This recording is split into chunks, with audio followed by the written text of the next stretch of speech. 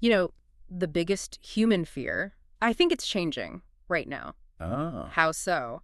It's not really about loneliness anymore, that sort of quiet dread of being forgotten. okay. We seem to have developed this much colder anxiety, something more clinical, and it's really driving how we act. It's the fear of being unseen. Ah, yes, that theme. It's starkly present in that body of work we've been looking at, the LoopSpeak series documents. Exactly. Specifically, the social fear, performance over truth, and also digital performance and invisibility. Right. And just for clarity for everyone listening, this analysis we're drawing on, it's authored by Devon. It's owned by D Investment Enterprise, LLC, and published by D Publishing Group.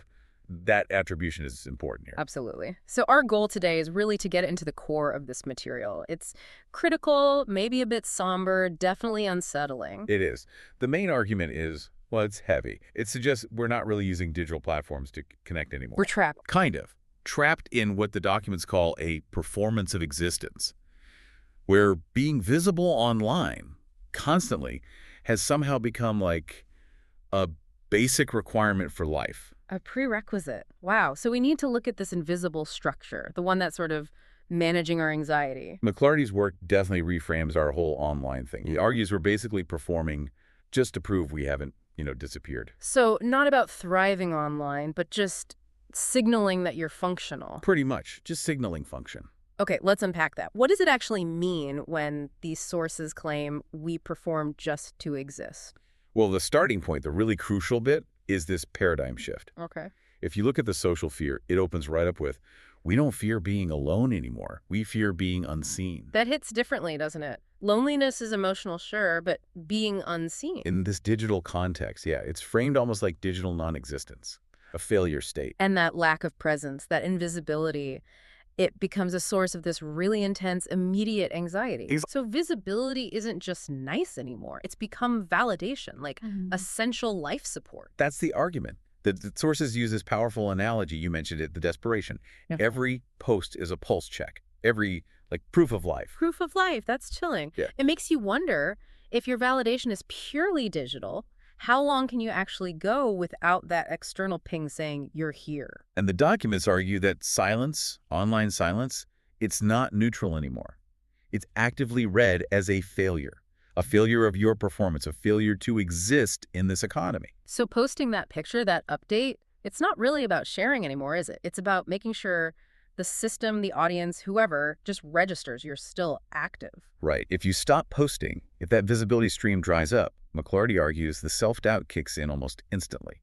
Okay, so this is different from real connection. Hugely different. The analysis really pushes us to separate this behavior from genuine connection. This performance, it's not about deepening bonds. It's purely broadcasting, proving We're existence. connecting, just broadcasting. The painful swap is laid out. We don't connect, we broadcast. We're replacing that messy two-way human thing with a monologue aimed at, well, the void, maybe. And the cost of that trade. I remember one line that really stood out. It felt incredibly bleak. Which one? We've replaced empathy with exposure and called it communication. Ah, yes. That one cuts deep. Trading genuine understanding for just attention metrics. Okay, this is where, for me, it gets really specific and kind of disturbing. The mechanics of it all. A psychological treadmill? Exactly. The McClarty documents spell out this LoopSpeak four-step cycle, the thing that supposedly locks us into this constant self-feeding anxiety.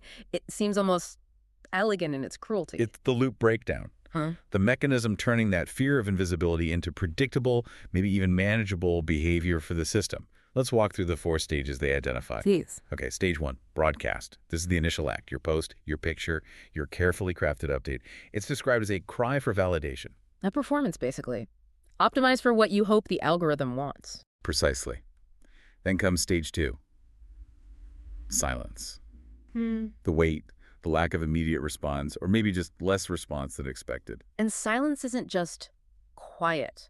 It's actively bad in this model. That's the key point in the McClarty analysis. Yeah. Silence isn't a pause. It's immediately processed internally as a negative data point. Your performance failed.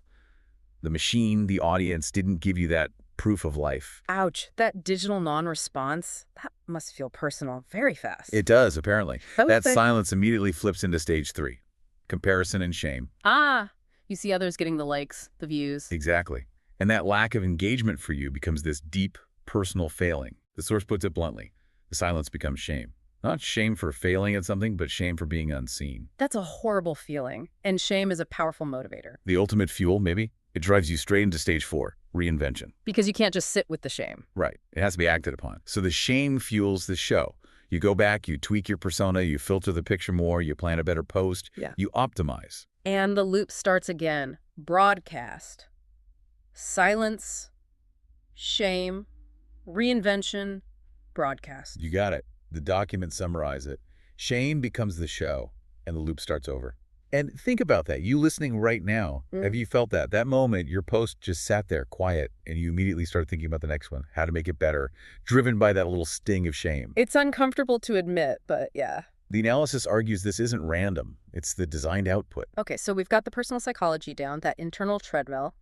Now, let's zoom out, pull back the curtain, like you said. What about the external forces? The system that's maybe using this anxiety? Right. This is where we shift from psychology to mechanics almost. The algorithm itself. It's identified in the documents as the fear engine. The fear engine sounds ominous. Well, it acts as the antagonist, not evil like a person, but its core programming, its optimization logic is completely indifferent to our well-being. Its only goal is maximizing engagement. And how does it do that? By exploiting raw emotional responses. Volatility, outrage, anxiety. It doesn't care about nuance or truth or... Me? Not at all, according to McClarty. The documents stress. The algorithm doesn't care who you are, only what you react to. It learns from your pauses, your scrolling speed, your comparisons, your insecurities. It rewards things that spark a strong reaction. And strong reactions are often negative or anxious. Very often. Volatility guarantees reaction. Stability, calmness. They don't generate clicks in the same way. So if it rewards anxiety, it's essentially penalizing peace, calmness. That's the chilling takeaway about the environment we're in.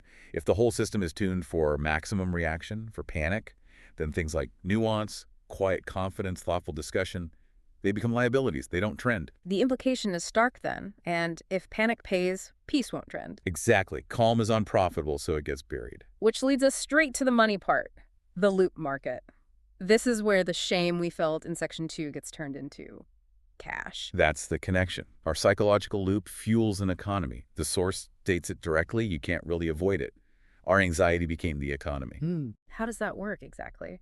The shame to profit pipeline. Remember stage 4, reinvention. Driven by shame. The loop market is built to sell you the tools for that reinvention. Ah, so the courses on personal branding, the filters, the editing apps, the get more follower schemes. All of it.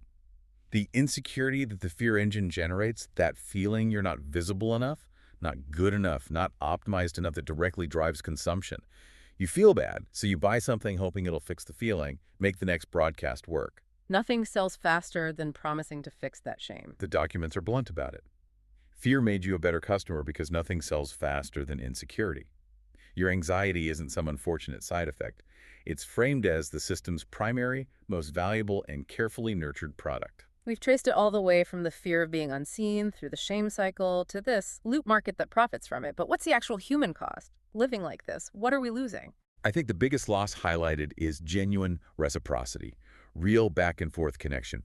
When everything becomes content to be performed, relationships themselves become transactional. Transactional. Yeah. The McClarty analysis has this really devastating line about why relationships fade online. It reframes ghosting. Oh, what does it say? It suggests it's not always personal rejection. It says people don't ghost you. They just run out of attention. Run out of attention, like it's a resource. Exactly. Finite attention treated like currency. It reduces complex human bonds to a resource allocation puzzle. Empathy gets pushed aside for utility. Am I getting enough engagement from this relationship? That's incredibly bleak. It changes how we think about communication itself. It has to.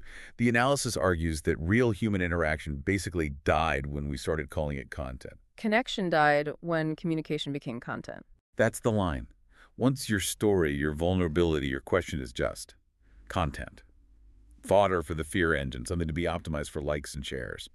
The genuine reciprocal nature just evaporates. It becomes a one-way performance judged by metrics. The documents wrap this all up with a final, quite haunting image, don't they, after all the noise and performance? Yes, it speaks to the deep alienation that results from this constant performance.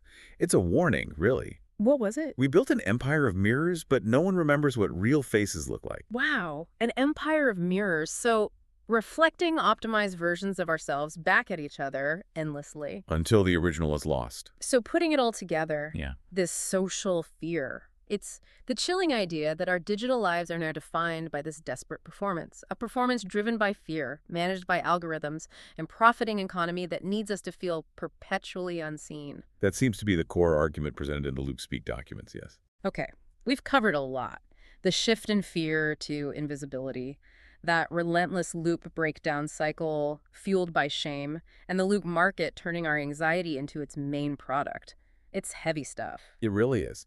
And the source material, it ends on this quiet, almost defiant image.